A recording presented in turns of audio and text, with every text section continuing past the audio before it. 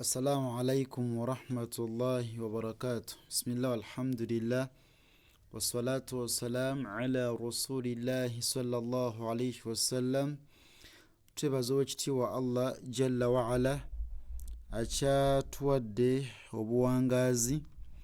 Tumusaba ekitiibwa Allah asobola okusaasira n'ebyengera ku mbaka Muhammadu sallallahu alayhi wasallam. Tugenda kutandikira we twakoma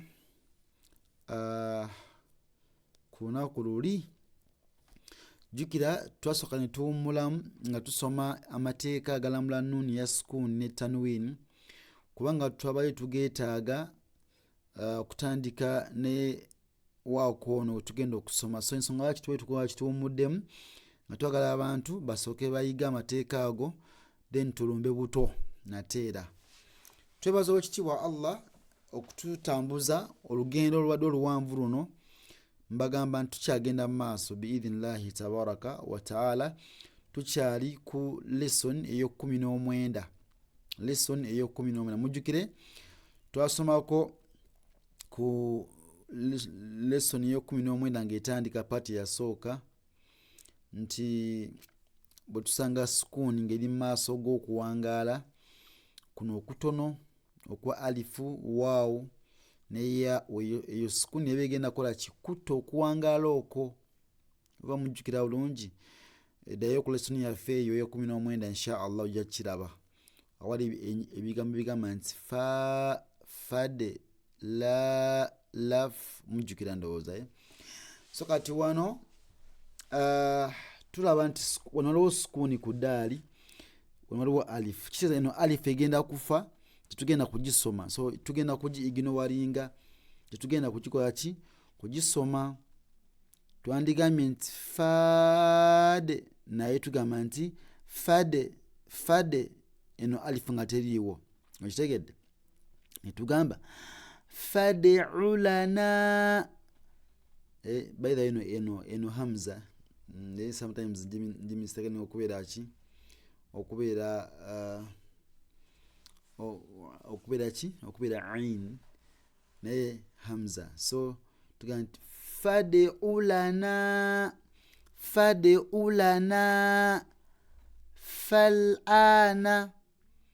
fal'ana fal tuskenu lam ntugiteeka wano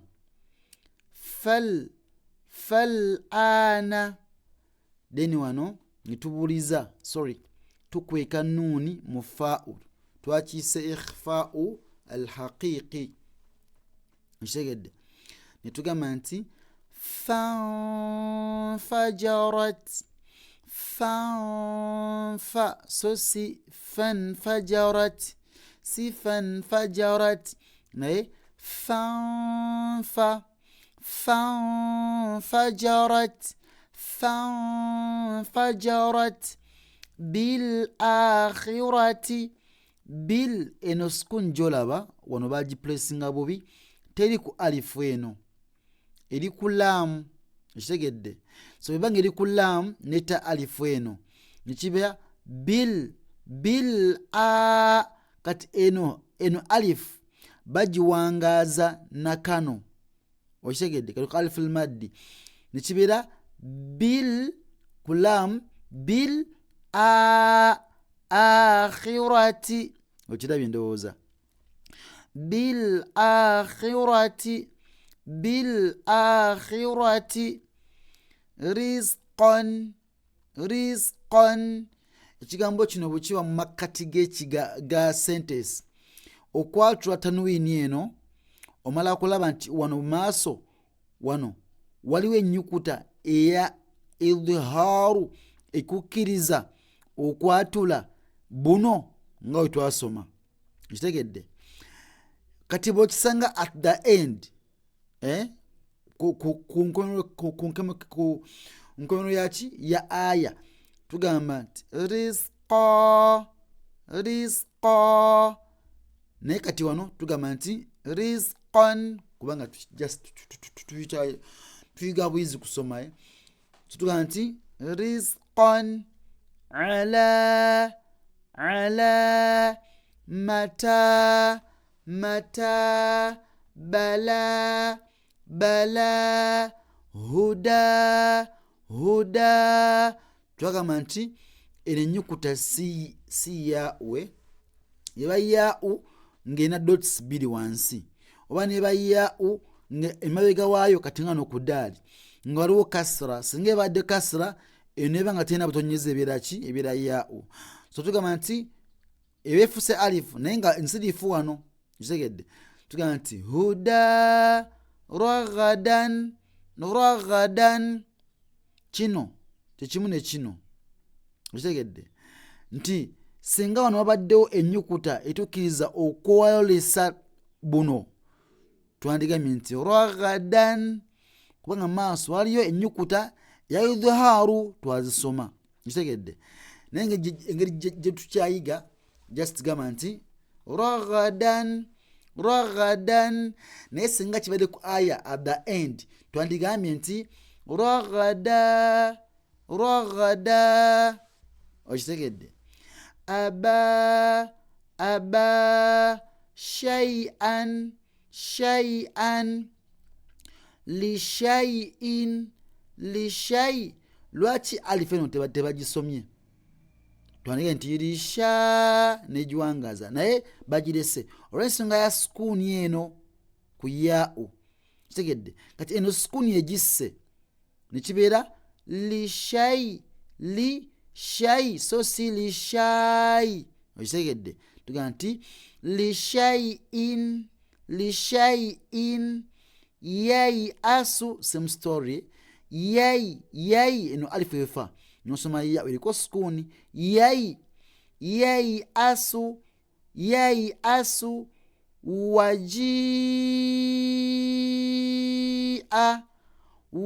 kati olaba eno maddu eno empanvu ya harakati mukaaga eno twagamba yo bagissa mu kifo already nga waliwo okuwangaala, kati yo neeyongeramu, okitegedde, bwongezi. Kati eno teri ku alifu eno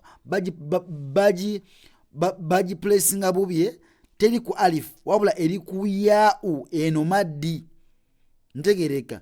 Era bw'onogenda mu suratul al-fajiri eyo peji esooka aya esembayo wansi yagamba nti walfajiri ojjako Allah bwe yagambye nti wajia yauma idhin, okitegedde.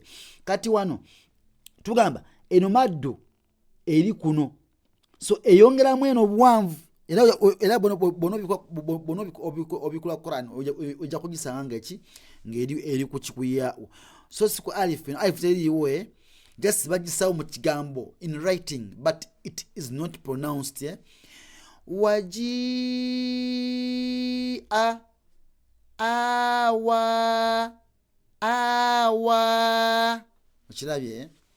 Subhanakallahu fikum wa jazakumullahu khayran fi dunya wal akhir. Wassalamu alaikum wa rahmatullahi wa barakatuh.